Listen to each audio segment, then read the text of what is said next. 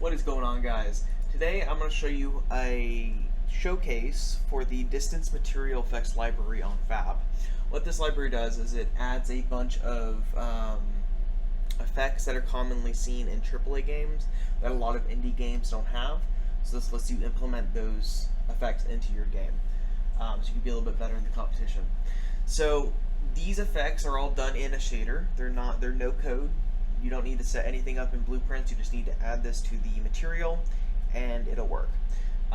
If you want to know how to add it to the material, I'll have documentation on the Fab page for that you can go over. It's really simple. You just add it to a material and they're just single nodes.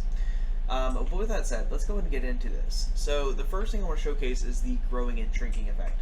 So as you can see, these rocks are pretty decent size, right? These are pickups. So as I walk over them, I'll pick them up. But as I get closer, this rock will shrink and become more reasonable sized. The reason we do this is because this is commonly seen on loot in games, like Apex Legends does this, where guns and ammo on the ground will get bigger and smaller depending on the distance to the camera, so that way you can see them better. And as we do this, we get closer, and then we do it. And it does it automatically for each object. So if we go over to these rocks over here, and they can also be different sizes. They don't have to be the same size. But yep, so we just pick this up, there we go, and so forth. So that's the first effect. We can also do it the opposite, where it'll shrink far away and grow closer. But in this case, I'm doing grow far away and shrink closer. Okay. The next thing is a glow outline. This adds a non-post process. This is all done in the material on the object, a glow effect. You can change the color of it. I'm using green, but it gets, the closer you are, the less intense it gets. So as you can see, it kind of goes away, and then we get really close and it's gone. And then we go up here and it's back. Now you can change the intensity at the different levels, so if you want it to still be slightly visible whenever you get close, you can do that. And then you can make it more intense far away.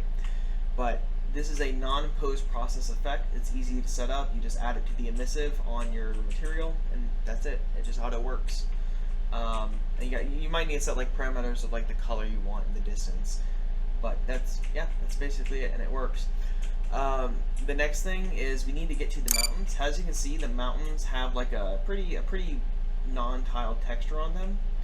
But as we get closer, they're going to switch to a more tiled texture, so that way when we get close to it, sorry, it's kind of far away, as we get close to it, it's not super blurry.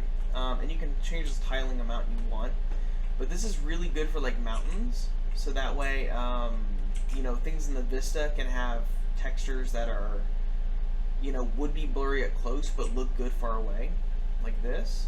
As you see, it's changing there. I recommend making the tiling change either really close to the camera or really far, or like midway far away from the camera, so it's not obvious to the player. Like right here, I'm doing it really close. It's only like 5,000 vectors away, so they see it. But if we were to do it like over here, they probably wouldn't notice it. But this is a very good level design tool, so that way you can have mountains and trees, and I'm not using it on the trees, but you can have it on stuff that when you get up close to it, or buildings, when you get up close to it, it gets like a normal resolution tile texture, and then as you get far away from it, it becomes a distance-based tiling, so that it looks better far away.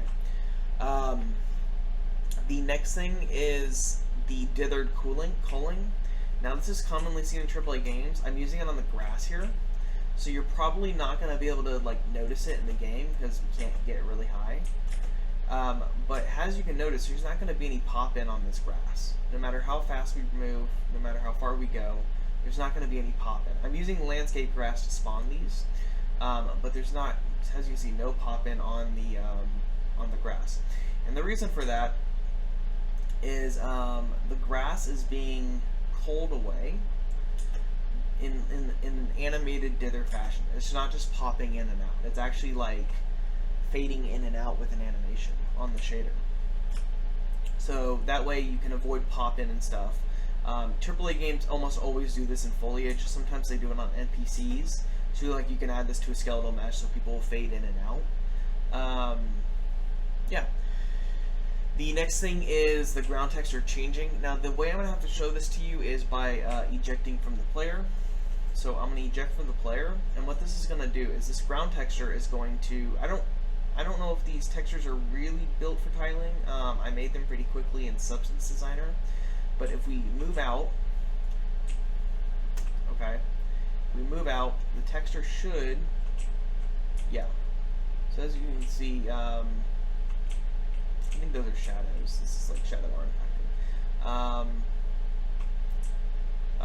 Let's see. Yeah, it's really hard to tell because I think I'm using the same tiling, but there is a effect where you could change the texture, like the entire, not just the tiling, but the entire texture, based on distance to the camera. So that's another effect commonly seen. Sadly, I'm not able to show it because I think I use the same tiling. Maybe I can. Yeah. Let me make a real quick adjustment. Okay, so I made the adjustment to the landscape material. So as you can see, the tiling is really good where we're close up, but if we were to go to a zoom out, the tiling would change to a different texture. Now it's pretty seamless, so you're not gonna like note it. You're not gonna see the change. But this is a different texture from what we have here.